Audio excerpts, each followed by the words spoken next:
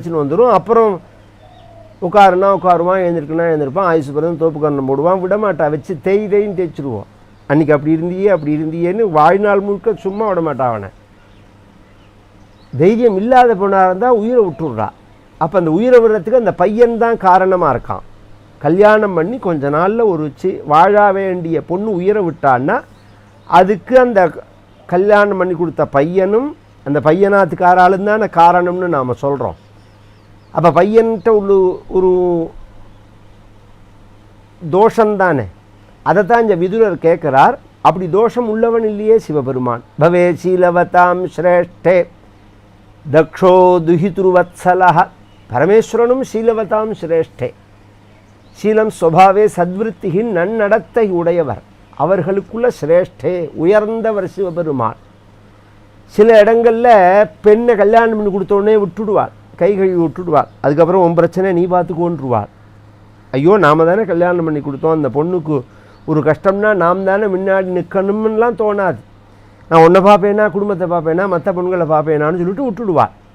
அது மாதிரி விடுறவன் இல்லையே தக்ஷன் துஹித்ருவத்சலஹா. பொண்ணுட்டு அத்தனை பிரியம் உள்ளவனை, இழைப்பனை, கொண்டு கொட்டுவனை, சீர்வரிசைகளால் பிரச்சனையா. அப்படி இருக்கிறதே ஏன் இந்த மாதிரி ஒரு வித்வேஷம கரோத் கஸ்மாத்து அநாதிருத்யாத்மஜாம் சதீம். ஏன் பகவான்கிட்ட துவேஷம் வந்தது? ஏன் பொண்ணை அவன் கை விட்டுட்டான்?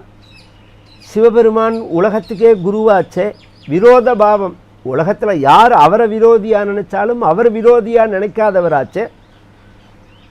எனக்கு பட்டு வேஷ்டி கொடுத்தாதான் நான் வருவேன், மோதிரம் போட்டால் தான் வருவேன், சங்கிலி போட்டால் தான் வருவேன்னு இன்னொன்று நாளை திருப்தி அடைகிறவர் இல்லை. ஆத்மாராமம், அவருக்கு பாம்பு, யானத்தோல், பிள்ளித்தோல், அஸ்திமாலை, பிரம்மகபாலம்னு நீ கொடுக்குறதெல்லாம் அவருக்கு தேவையே கிடையாது. ஏன்னா பின்னாடி சாமரம் போடுறவனே குபேரன். உலகத்தில் இன்றைக்கி எத்தனை ஆற்றுல ராமர் படம், கிருஷ்ணர் படம், அம்பாள் படம், சிவன் படங்கள்லாம் பூஜை ரூம்லேருந்து தூக்கி எறிஞ்சிட்டு குபேரன் படத்தை வச்சு பூஜை பண்ணுறான். இந்த வாய்த்தரைச்சலாவது தேவையில்லை. ஏன்னா குபேரன் கூட வேதத்தில் சொல்லப்பட்ட ஒரு தெய்வம், ராஜாதி ராஜாய பிரதகேசாகினேன்னு. இப்போ அதுவும் போய் சைனாலேருந்து ஒரு பொம்மையை வச்சு பூஜை பண்ணுறார். அதான் ஜனங்களுடைய மனோபாவம். 10 ரூபா பணம் வேணும்னா கழுத, நாய், பண்ணியை கூட வச்சு பூஜை பண்ணும் ஜனங்கள்.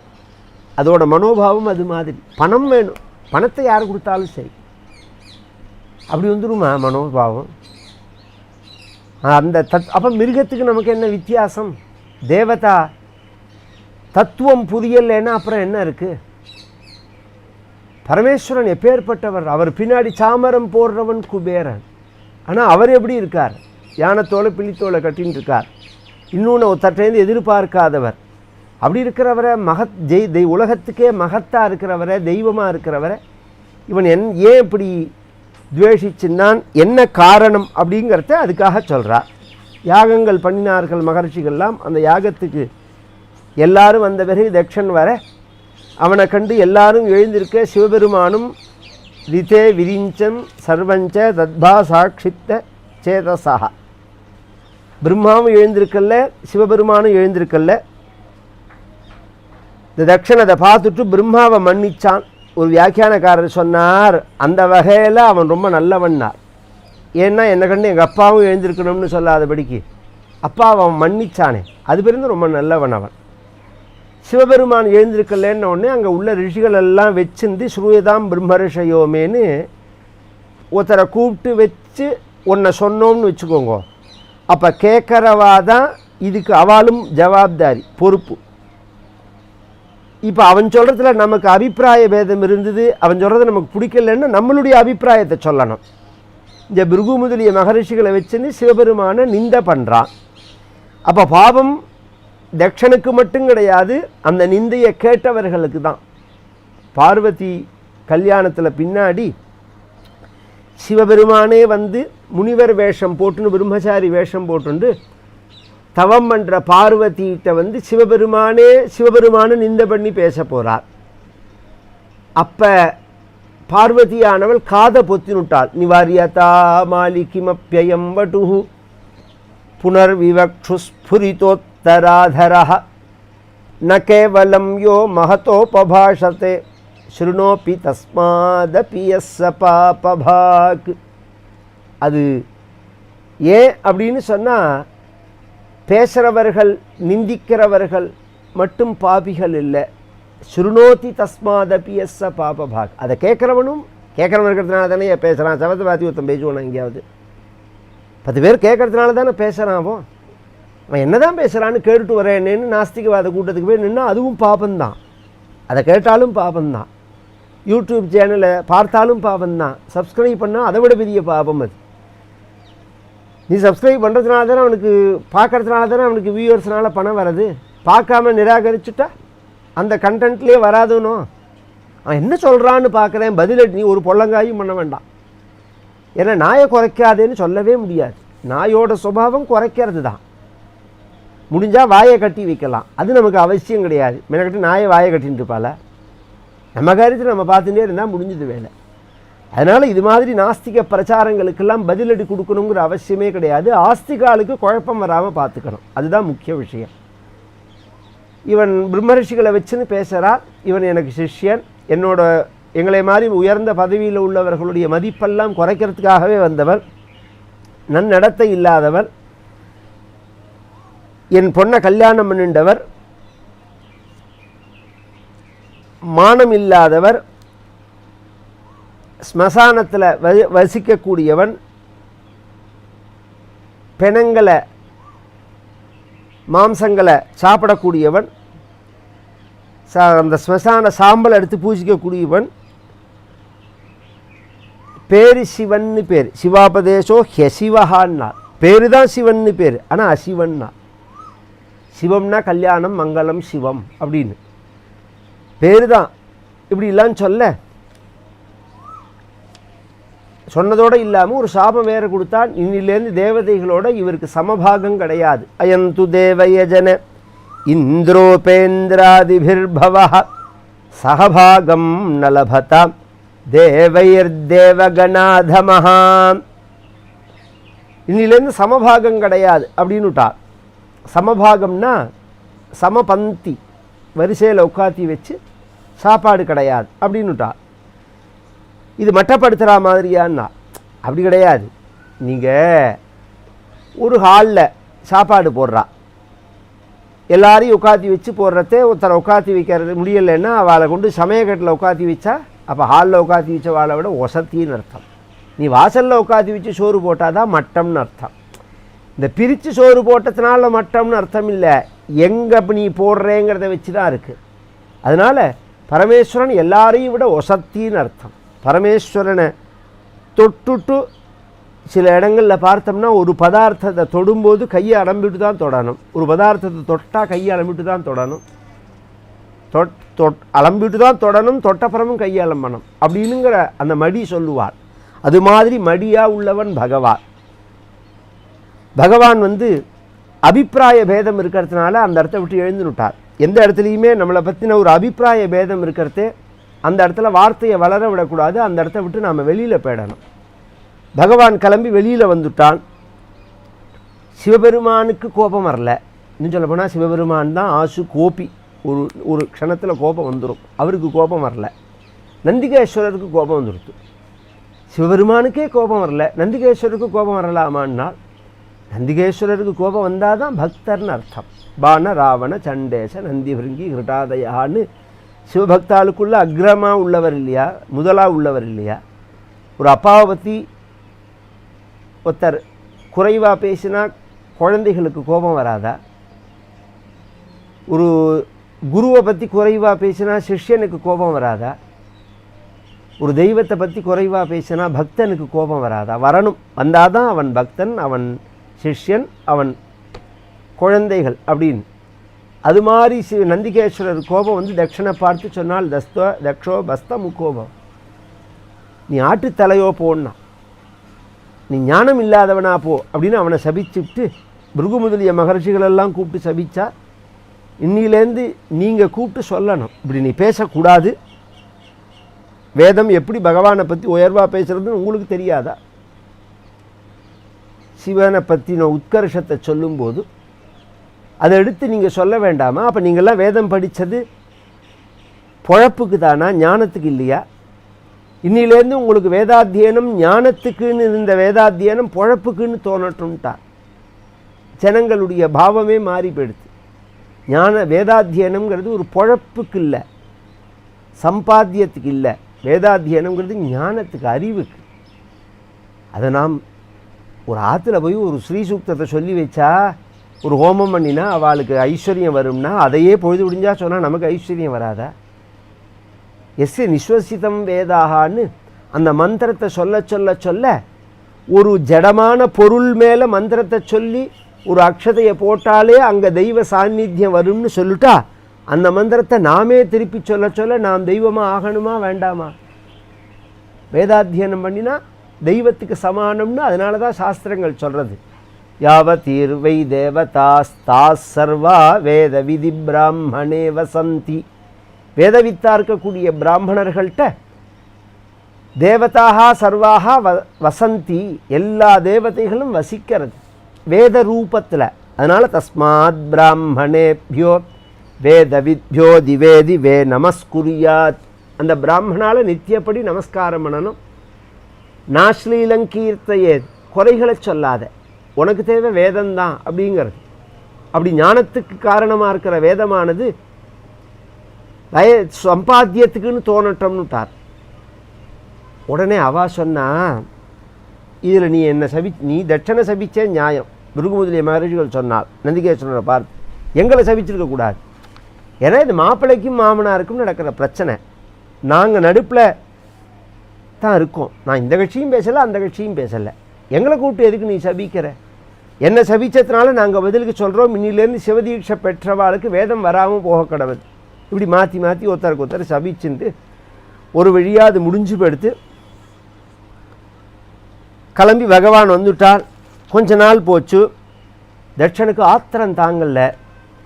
இந்த சிவபெருமான மட்டப்படுத்தணுங்கிறதுக்காகவே ஒரு யாகம் பண்ணுறான். இஷ்டுவாசவாஜபேயேன பிரம்மிஷ்டான விபூயச்ச ப்ருஹஸ்பதி சவம் நாம சமாரேபே க்ரதூத்தமம்.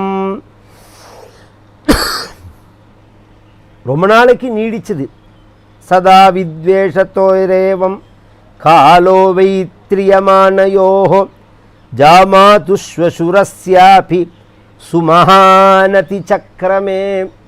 தட்சனுக்கும் சிவபெருமானுக்கும் அந்த பகை தீரவே இல்லை.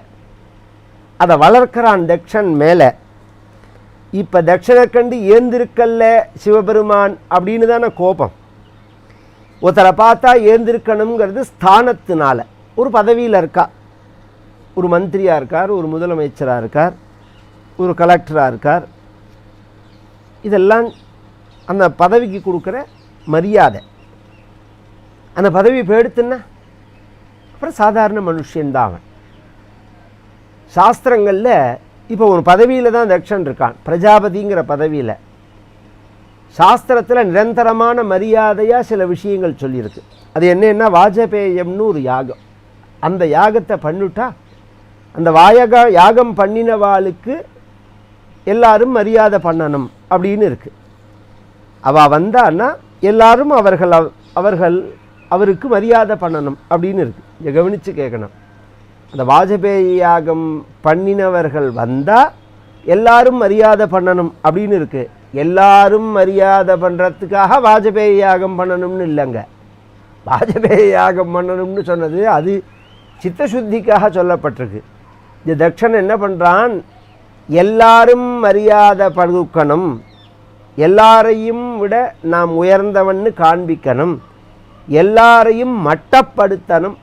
நான் சொல்லலை, பாகவதன் சொல்கிறது. பிரம்மிஷ்டான விபூயச்ச. இப்படிலாம் யாகம் பண்ணினா என்ன ஆகும்னால் ஒன்றும் இருக்காது.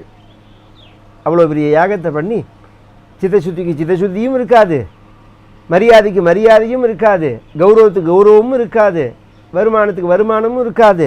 சாதாரண ஒரு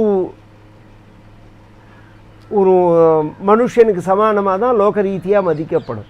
பகவத் பிரீத்திகரமாக பண்ணுறதே தான் அது பிரயோஜனமாகும். அது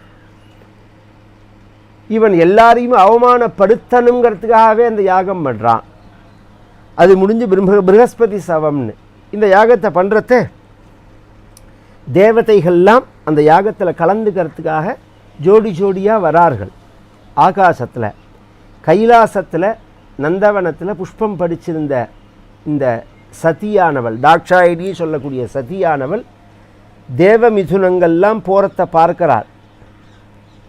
என்ன பேசினார்கள் அப்படின்னு சொன்னால், ததுபஸ்பிருஷ்ய நபசி கேச்சராணாம் பிரஜல்பதாம் சதீதாக்ஷாயணி தேவி பித்ரியஜ்ஞ மகோத்சவம். எல்லாரும் தக்ஷன் பண்ணுற யாகத்துக்கு போகிறோம், நாம் போகிறோம்.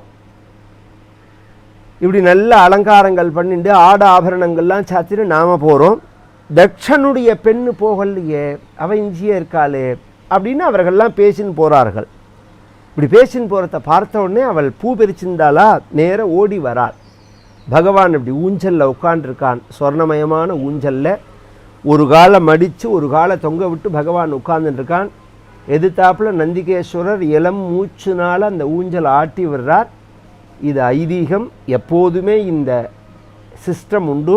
அதனால் எந்த சூழ்நிலையிலையும் சிவபெருமானுக்கும் நந்திகேஸ்வரருக்கும் குறுக்க போகக்கூடாது.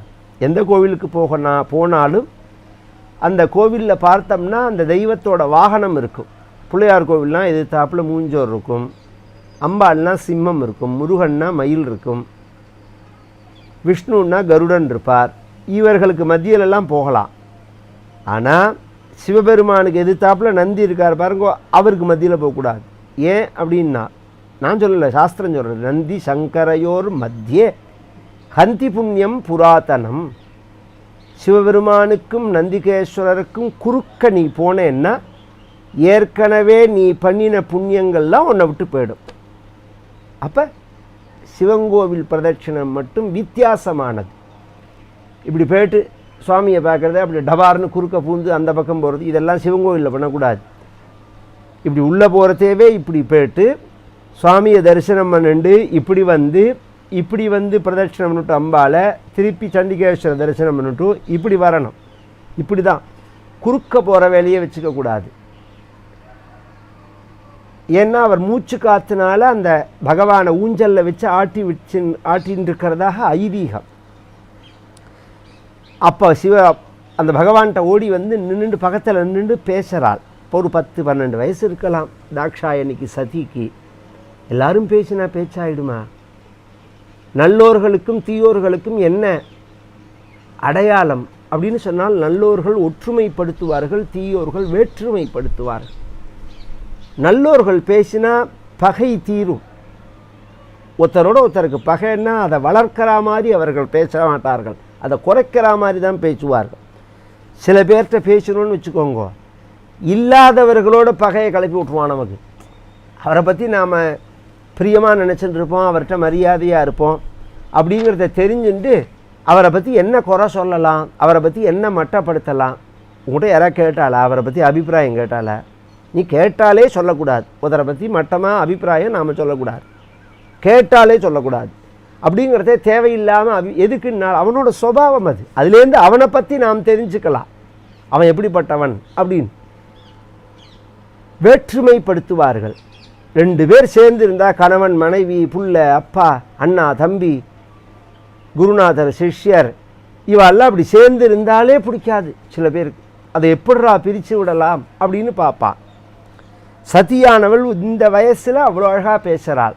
பிரஜாபதேஸ்தேஸ்வசுரஸ்ய சாம்பிரதம் நிர்யாபிதோ யஜ்ஞ மகோத்சவ கில வயஞ்ச தத்ராபிசராமவாமதே யத்யர்த்திதாமி விபுதா व्रजन्ति தஸ்மின் பகின்யோ மம பர்த்ருபிஸ்வகைः ध्रुवं गमिष्यन्ति सुहृद्दिदृक्षवः अहञ्च तस्मिन् भवताभिकामये सहोपनीतं परिबर्हमर्हितुं तत्र स्वसृण्मे ननु भर्तृसंहिताः मातृस्वसृः क्लिन्नधियञ्च मातरं द्रक्ष्ये चिरोत्कण्ठमनामहर्षिभिः उन्नीयमानञ्च मृडाध्वरध्वजम्. பகவானை பார்த்து சொல்றாள், வாமான்னு கூப்பிட்டாள். அழகானவன் பகவான். பரமேஸ்வரன் அவ்வளோ அவ்வளோ ஹேண்ட்ஸம் பர்சனாலிட்டி, அவ்வளோ சாஃப்ட்டு, அவ்வளோ அழகு. என் உள்ளம் கவர் கல்வன் அப்படிங்கிறார். வாமா, உங்கள் மாமனார் யாகம் பண்ணுறாரே, நாமெல்லாம் போக வேண்டாமா?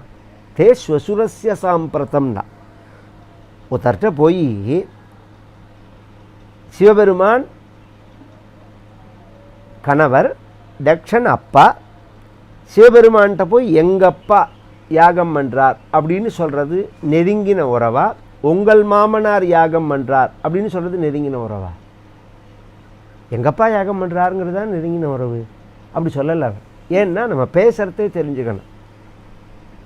அவருக்கு அதில் சம்பந்தம் இல்லைங்கிற மாதிரி பேச்சை எண்ணத்தை ஏற்படுத்தக்கூடாது. இப்போ எங்கள் அப்பா யாகம் பண்ணுறாருன்னா போய்ட்டு வா பேஷா, நீ போய்ட்டு வா, உங்கள் அப்பா யாகம் நீ போய்ட்டு வா அப்படின்னு ஒரே வார்த்தையில் முடிச்சுடலாமே. அப்படி இல்லாமல் உங்கள் மாமனார், சில பெண்கள் மாமியார்கிட்ட பேசுகிறத எங்காத்துக்காரர், என் கணவர் அப்படிங்கும். அந்த காலமாக இருந்தால் பிடிச்சி இழுத்து விட்ருவா. இப்போ பேசுகிறதுக்கு பயந்துட்டு சண்டை கண்டை வந்துட்டுனா என்ன பண்ணுறதுன்னு அவன் அண்ணன்ட போனோடனே முனப்பா, இவன் என்னமோ கையில் முடிஞ்சுன்னு வந்தா மாதிரி பேசுகிறா எங்கள் ஆத்துக்காரன்னு, இவளா கையில் தொலைப்பில் முடிஞ்சுன்னு வந்தான், நான் பெற்று போட்டது தானே அப்படி. இந்த மாதிரி இந்த மாதிரி ஒரு ஈகோவை க்ரியேட் பண்ணுற மாதிரிலாம் பேசவே கூடாது. ரெண்டு பக்கமுமே சொல்கிறேன் நான். நீயா நானா, உனக்கா எனக்கா, இந்த போட்டிக்கா வாழ்க்கை? அப்படி இல்லையே. அது தனித்தனி பார்ட் அது வாழ்க்கையில். அப்படிங்கிற மாதிரி ஒருத்தருக்கு ஒருத்தர் அந்த ரிலேஷன்ஷிப்பை விருத்தி பண்ணுற மாதிரி தானே இருக்கணும்.